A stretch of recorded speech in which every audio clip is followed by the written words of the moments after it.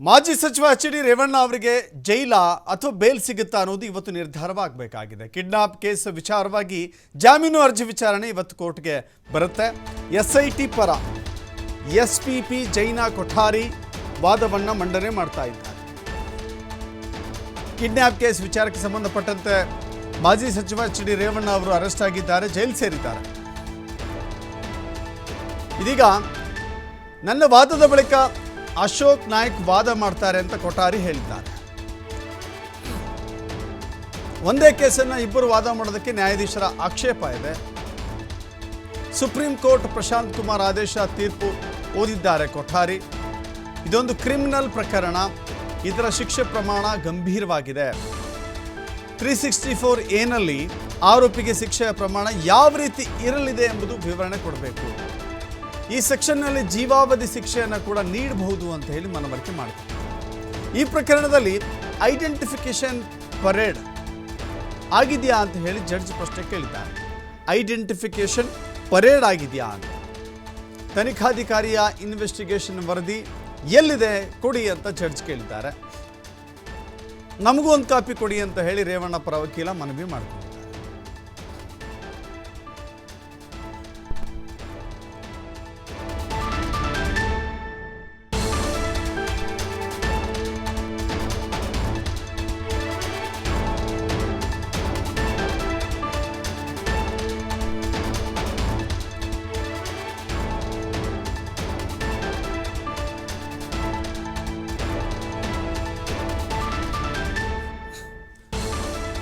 ವಿಶೇಷ ಜನಪ್ರತಿನಿಧಿಗಳ ನ್ಯಾಯಾಲಯದಲ್ಲಿ ಇವತ್ತು ವಿಚಾರಣೆಗೆ ಬರುತ್ತೆ.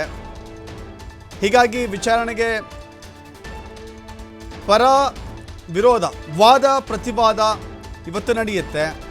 ರೇವಣ್ಣ ಪರವಾಗಿ ಇಬ್ಬರು ವಾದವನ್ನು ಮಂಡಿಸ್ತಾ ಇದ್ದಾರೆ. ಇನ್ನೊಂದು ಕಡೆ ನಾಗೇಶ್ ವಿಚಾರಣೆ ನಡೀತಾ ಇದೆ. ವಿಚಾರಣೆಯಲ್ಲಿ ವಾದ ಪ್ರತಿವಾದ ನಡೀತಾ ಇದೆ. ಇದನ್ನು ಕೋರ್ಟ್ ಆಲಿಸ್ತಾ ಇದೆ. ಜಡ್ಜ್ ಕೈ ಸೇರ್ತಾ ಇದ್ದಾವೆ ವರದಿಯ ಎಲ್ಲ ಮುಖ್ಯಾಂಶಗಳು, ರಿಪೋರ್ಟ್ ಕೂಡ. ಇದೀಗ ಪ್ರಜ್ವಲ್ ರೇವಣ್ಣ ವಿಚಾರವಾಗಿ, ಆನಂತರದಲ್ಲಿ ಎಚ್.ಡಿ. ರೇವಣ್ಣ ಕಿಡ್ನಾಪ್ ಕೇಸ್ ವಿಚಾರದಲ್ಲಿ ಇವತ್ತು ಜೈಲಾಗುತ್ತಾ ಬೇಲ್ ಆಗುತ್ತಾ ಕಾದು ನೋಡಬೇಕಾಗಿ. ನೋಡಿ, ಕೋರ್ಟ್ನಲ್ಲಿ ಏನೇನಾಯಿತು ಅನ್ನೋದನ್ನು ನಿಮಗೆ ಬ್ರೀಫ್ ಮಾಡ್ತಾ ಇದ್ದೀವಿ. ಇದೊಂದು ಕ್ರಿಮಿನಲ್ ಪ್ರಕರಣ, ಇದರ ಶಿಕ್ಷೆ ಪ್ರಮಾಣ ಬಹಳ ಗಂಭೀರವಾಗಿದೆ. ಇದೆಲ್ಲವೂ ಕೂಡ ಸಾಕ್ಷಿ ಸಾಬೀತಾದರೆ 364 ಎನಲ್ಲಿ ಆರೋಪಿಗೆ ಶಿಕ್ಷೆಯ ಪ್ರಮಾಣ ಯಾವ ರೀತಿ ಇರುತ್ತೆ ಅಂತ ಹೇಳಿ ವಿವರಣೆ ಕೊಟ್ಟಿದ್ದಾರೆ. ಈ ಸೆಕ್ಷನ್ನಲ್ಲಿ ಜೀವಾವಧಿ ಶಿಕ್ಷೆಯನ್ನು ಕೂಡ ಕೊಡಬಹುದು ಅಂತ ಹೇಳಿ. ಇದೊಂದು ಕ್ರಿಮಿನಲ್ ಪ್ರಕರಣ, ಇದು ಅತ್ಯಂತ ಗಂಭೀರವಾಗಿದ್ದು ಅಂತ ಹೇಳಿ ಸರ್ಕಾರಿ ಅಭಿಯೋಜಕರು ವಾದವನ್ನು ಮಂಡಿಸಿದ್ದಾರೆ. ಈ ಸಂದರ್ಭದಲ್ಲಿ ಜಡ್ಜ್ ಕೇಳಿದ್ದಾರೆ, ಈ ಪ್ರಕರಣದಲ್ಲಿ ಐಡೆಂಟಿಫಿಕೇಷನ್ ಪರೇಡ್ ಆಗಿದೆಯಾ, ಈ ಪ್ರಕರಣದಲ್ಲಿ ತೆಗೆದುಕೊಳ್ಳಬೇಕಾದಂಥ ಪ್ರೊಸೀಜರ್ಸ್ ಎಲ್ಲ ಕರೆಕ್ಟಾಗಿ ಮಾಡಿದ್ದೀರಾ ಅಂತ. ತನಿಖಾಧಿಕಾರಿಯ ಇನ್ವೆಸ್ಟಿಗೇಷನ್ ರಿಪೋರ್ಟ್ ಎಲ್ಲಿದೆ ಅಂತ ಕೊಡಿ ಅಂತ ಕೇಳಿದ್ದಾರೆ ಜಡ್ಜ್. ಈ ಪ್ರಕರಣದ ಪ್ರೊಸೀಜರ್ಸ್ಗಳ ಬಗ್ಗೆ ಜಡ್ಜ್ ಪ್ರಶ್ನೆ ಕೇಳಿದ್ದಾರೆ. ಇನ್ನು ರೇವಣ್ಣ ಪರವಾದಂಥ ವಕೀಲರು ಏನು ವಾದ ಮಾಡಿದ್ದಾರೆ, ನಮಗೂ ಒಂದು ಕಾಪಿ ಕೊಡಿ, ನಾವು ನೋಡ್ತೀವಿ ಅದನ್ನು. ಒಬ್ಬ ತನಿಖಾಧಿಕಾರಿ ಏನೆಲ್ಲ ತನಿಖೆಯನ್ನು ಮಾಡಿದ್ದಾರೆ, ಆ ವರದಿಯಲ್ಲಿ ಏನು ಉಲ್ಲೇಖ ಮಾಡಿದ್ದಾರೆ, ನಮಗೂ ಒಂದು ಕಾಪಿ ಕೊಡಿ ಅಂತ ಹೇಳಿ ರೇವಣ್ಣ ಪರ ವಕೀಲರು ಕೇಳಿದ್ದಾರೆ. ಇದು ಇವತ್ತು ವಾದ ಪ್ರತಿವಾದ ಎಚ್.ಡಿ. ರೇವಣ್ಣ ಅವರ ಕುರಿತಾಗಿ ಅವರ ಜಾಮೀನು ವಿಚಾರಕ್ಕೆ ಸಂಬಂಧಪಟ್ಟಂತೆ ನಡೀತಾ ಇರುವಂಥ ವಿಚಾರಣೆ. ಇದು ಕೋರ್ಟ್ನಲ್ಲಿ ವಾದ ಪ್ರತಿವಾದ ಮುಂದುವರಿತಾ ಇದೆ.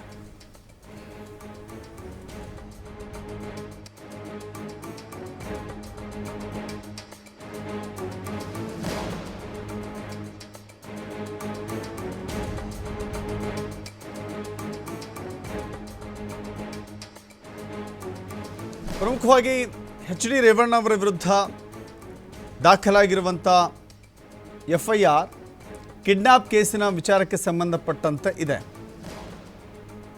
ಕಿಡ್ನ್ಯಾಪ್ ಮಾಡಿದ್ದಾರೆ ಎನ್ನುವ ಆರೋಪದಲ್ಲಿ ಎಚ್.ಡಿ. ರೇವಣ್ಣ ಅವರು ಮೊದಲ ಆರೋಪಿಯಾಗಿದ್ದಾರೆ. ಆನಂತರದಲ್ಲಿ ಅವರನ್ನು ಪೊಲೀಸರು SIT ತನ್ನ ಕಸ್ಟಡಿಗೆ ತೆಗೆದುಕೊಂಡು ಈಗ ನ್ಯಾಯಾಂಗ ಬಂಧನಕ್ಕೆ ಕಳಿಸಲಾಗಿದೆ, ಜುಡಿಷಿಯಲ್ ಕಸ್ಟಡಿ ಕಳಿಸಲಾಗಿದೆ. ಈ ಮಧ್ಯೆ ಇವತ್ತು ಎಚ್ ಡಿ ರೇವಣ್ಣ ಅವರಿಗೆ ಜೈಲು ಕಂಟಿನ್ಯೂ ಆಗುತ್ತಾ ಅಥವಾ ಬೇಲ್ ಸಿಗುತ್ತಾ ಅಂಥೇಳಿ, ಯಾಕೆಂದರೆ ಹಿಂದೆ ಬೇಲ್ ರಿಜೆಕ್ಟ್ ಆಗಿತ್ತು, ಬೇಲ್ ಸಿಕ್ಕಿರಲಿಲ್ಲ ರೇವಣ್ಣ ಅವರಿಗೆ. ಈ ಬಾರಿ ರೇವಣ್ಣ ಅವರಿಗೆ ಜಾಮೀನು ಸಿಗುತ್ತಾ ಇಲ್ವಾ, ಇದೆಲ್ಲವೂ ಕೂಡ ಇವತ್ತಿನ ಕೋರ್ಟ್ ವಾದ ಪ್ರತಿವಾದವನ್ನು ಪರಿಶೀಲಿಸಿ ನಂತರ ತೀರ್ಮಾನವನ್ನು ತೆಗೆದುಕೊಳ್ಳುತ್ತೆ. ಈ ಮಧ್ಯೆ ಪ್ರೊಸೀಜರ್ಸ್ ಏನೆಲ್ಲ ನಡೀಬೇಕು ಅದೆಲ್ಲವನ್ನು ಕುರಿತಂತೆ ಜಡ್ಜ್ ಕೂಡ ಮಾಹಿತಿಯನ್ನು ಪಡೆದುಕೊಂಡಿದ್ದಾರೆ.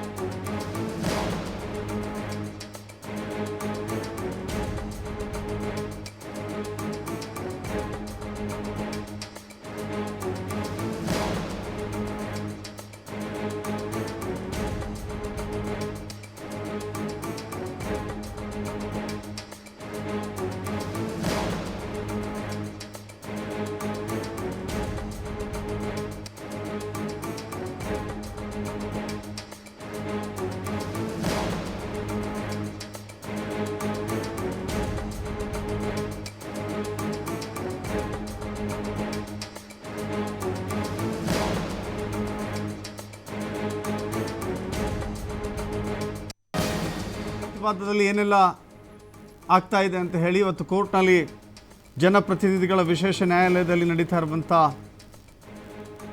ವಾದ ಪ್ರತಿವಾದವನ್ನು ಕೂಡ ನಾವು ನೋಡ್ತಾ ಇದ್ದೀವಿ. ಈಗ SIT ಪರ ವಕೀಲ ವಾದ ಮಾಡ್ತಾ ಇದ್ದಾರೆ. ಸಂತ್ರಸ್ತೆಯ ಮಾಹಿತಿಯನ್ನು ಗೌಪ್ಯವಾಗಿರಿಸಬೇಕು, ಸಂತ್ರಸ್ತೆಯ ಮಾಹಿತಿಯನ್ನು ಯಾವುದೇ ಕಾರಣಕ್ಕೂ ಕೂಡ ಆಕೆಯ ಹೆಸರು, ವಿಳಾಸ, ಆಕೆಯ ಗುರುತು ಎಲ್ಲಿಯೂ ಕೂಡ ಹೊರಬರಬಾರ್ದು, ಆಕೆಯ ಮುಖವೂ ಕೂಡ ಗೊತ್ತಾಗಬಾರ್ದು, ಆಕೆಯ ಧ್ವನಿಯೂ ಕೂಡ ಗೊತ್ತಾಗಬಾರ್ದು. ಇನ್ನು ಮುಂದುವರೆದು ಹೇಳಬೇಕು ಅಂತ ಹೇಳಿದ್ರೆ, ಸಂತ್ರಸ್ತೆ ಏನಿದ್ದಾಳೆ ಆಕೆ ವೈಯಕ್ತಿಕವಾಗಿ ಆಕೆ ಹೆಸರು, ತಂದೆ ಹೆಸರು, ಗಂಡನ ಹೆಸರು, ವಿಳಾಸ ಹೋಗಲಿ, ಅವರ ಸಂಬಂಧಿಕರ ಹೆಸರನ್ನು ಕೂಡ ಬಹಿರಂಗಪಡಿಸಬಾರ್ದು ಅಂತ ಕಾನೂನಲ್ಲಿದೆ. ಆ ವಿಚಾರವನ್ನು SIT ಪರ ವಕೀಲರು ವಾದ ಮಾಡ್ತಾ ಇದ್ದಾರೆ. ಕೇವಲ ಈ ಪ್ರಕರಣದಲ್ಲಿ ಮಾತ್ರವಲ್ಲ, ಬೇರೆ ಪ್ರಕರಣದಲ್ಲೂ ಕೂಡ ಗೌಪ್ಯವಾಗಿರಿಸಬೇಕು ಅಂತ ಹೇಳಿ. ಹೌದು, ಪ್ರಜ್ವಲ್ ರೇವಣ್ಣ ರಾಜತಾಂತ್ರಿಕ ಪಾಸ್ಪೋರ್ಟ್ ಹೊಂದಿದ್ದಾರೆ. ಯಾವ ಕಾರಣಕ್ಕಾಗಿ ದೇಶ ಬಿಟ್ಟು ಹೋಗಿದ್ದಾರೆ? SIT ಪರ ವಕೀಲರ ವಾದ ಇದು. ಯಾವ ಕಾರಣಕ್ಕಾಗಿ ದೇಶ ಬಿಟ್ಟು ಹೋಗಿದ್ದಾರೆ? ಈಗ ಅವರ ತಂದೆ ತಾಯಿ ಯಾವ ಕಾರಣಕ್ಕೆ ಹೋಗಿದ್ದೇನೆ ಅಂತ ಅವ್ರ ತಂದೆ ತಾಯಿಗೆ ಹೇಳಿದ್ದಾರೆ. ತಂದೆ ತಾಯಿಗಾದರೂ ಕಾರಣ ಕೊಟ್ಟಿರಬೇಕಲ್ಲ. ತಂದೆ ತಾಯಿಗೆ ಕಾರಣ ಕೊಟ್ಟಿದ್ದರೆ ದೇಶದ ಬಗ್ಗೆ ಚರ್ಚೆ ಮಾಡೋದಕ್ಕೆ ಏನಾದರೂ ಹೋಗಿದ್ದಾರೆ ಅವರು? ದೇಶದ ಪರ ವಿರೋಧ, ದೇಶದ ಅಭಿವೃದ್ಧಿ, ಇದೊಂದು ಕ್ರಿಮಿನಲ್ ಪ್ರಕರಣ. ಇದರ ಶಿಕ್ಷೆ ಪ್ರಮಾಣ ಗಂಭೀರವಾಗಿದೆ. ನೋಡಿ, ಅವರ ತಂದೆ ಅಂದರೆ ಎಚ್ ಡಿ ರೇವಣ್ಣ ಅವರಿಗೆ ಜಾಮೀನು ಕೊಡುವ ವಿಚಾರದಲ್ಲಿ ನಡೀತಾ ಇರುವಂಥ ವಾದ ಪ್ರತಿವಾದವನ್ನು ನಾವು ನೋಡ್ತಾ ಇದ್ದೀವಿ. ಇಲ್ಲಿ ಎಚ್ ಡಿ ರೇವಣ್ಣ ಅವರ ಜಾಮೀನು ಅರ್ಜಿ ವಿಚಾರಣೆಗೆ ಸಂಬಂಧಪಟ್ಟಂತೆ SIT ಪರ ವಕೀಲರ ವಾದ ಏನಾಗಿತ್ತು? ಈಗ ಜಡ್ಜ್ ಏನು ಹೇಳ್ತಾ ಇದ್ದಾರೆ?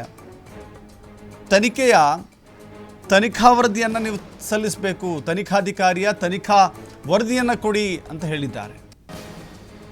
ಐಡೆಂಟಿಫಿಕೇಷನ್ ಪರೇಡ್ ಆಗಿದೆಯಾ ಅಂತ ಕೇಳಿದ್ದಾರೆ. ನಮಗೂ ಒಂದು ಕಾಪಿ ಕೊಡಿ ಅಂತ ಹೇಳಿ ಎಚ್ ಡಿ ರೇವಣ್ಣ ಅವರ ಪರ ವಕೀಲ ಕೇಳಿದ್ದಾರೆ. ಒಬ್ಬರು ವಾದ ಮಂಡಿಸಿದರೆ ಸಾಕು, ಒಬ್ಬರು ವಾದ ಮಂಡಿಸಿದರೆ ಮುಗ್ದೋಯ್ತಲ್ಲಿಗೆ ಅಂತ ಕೇಳಿದರೆ ಇಲ್ಲ ಆಗೋದಿಲ್ಲ ಅಂಥೇಳಿ. ಯಾಕೆಂದರೆ SIT ಪರ ಇಬ್ಬರು ವಕೀಲರು ಇವತ್ತು ವಾದವನ್ನು ಮಂಡಿಸ್ತಾ ಇದ್ದಾರೆ. ಹೀಗಾಗಿ ಒಬ್ಬರೇ ಸಾಕಲ್ವಾ, ಯಾಕೆ ಇಬ್ಬಿಬ್ಬರು ಕೂಡ ಈ ಪ್ರಕರಣದಲ್ಲಿ ವಾದವನ್ನು ಮಂಡಿಸಬೇಕು ಅನ್ನೋದು ಎಚ್ ಡಿ ರೇವಣ್ಣ ಅವರ ಪರ ವಕೀಲರ ವಾದ.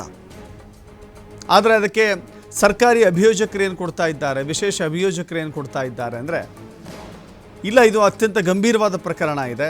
ಈ ಹಿಂದೆಯೂ ಕೂಡ ಒಂದೇ ಪ್ರಕರಣಕ್ಕೆ ಇಬ್ಬಿಬ್ಬರು ಲಾಯರ್ಗಳು ಅಥವಾ ವಕೀಲರು ವಾದ ಮಾಡಿದ್ದನ್ನು ಸಾಕ್ಷಿ ಇದೆ ಅಥವಾ ಅದಕ್ಕೊಂದು ಉಲ್ಲೇಖ ಇದೆ ಅಂಥೇಳಿ ಒಂದು ಆದೇಶವನ್ನು ಕೂಡ ಇದೇ ಸಂದರ್ಭದಲ್ಲಿ ಕೋರ್ಟ್ ಮಾಡಿದ್ದಾರೆ. ಹೀಗಾಗಿ ವಾದ ಪ್ರತಿವಾದ ಸಾಗ್ತಾ ಇದೆ, ಮುಂದುವರಿತಾ ಇದೆ. ಎಷ್ಟು ಜನ ಬೇಕಾದರೂ ವಾದ ಮಾಡಿ ಅಂತ ನೀವೇ ಹೇಳಿದ್ದೀರಾ, ಈಗ ಯಾಕೆ ಆಕ್ಷೇಪಣೆ ಸಲ್ಲಿಸ್ತಾ ಇದ್ದೀರಿ ಅಂತ ಹೇಳಿ SIT ಪರ ವಕೀಲರು ಪ್ರಶ್ನೆ ಮಾಡ್ತಾ ಇದ್ದಾರೆ. ಈ ಪ್ರಕರಣದಲ್ಲಿ ಸಾಕಷ್ಟು ಸಂತ್ರಸ್ತೆಯರಿದ್ದಾರೆ. ವಕೀಲರು ಹೇಳುವಂಥ ಮಾತು, ಇಬ್ಬರು SPPಗಳನ್ನು ನೇಮಕ ಮಾಡಲಾಗಿದೆ.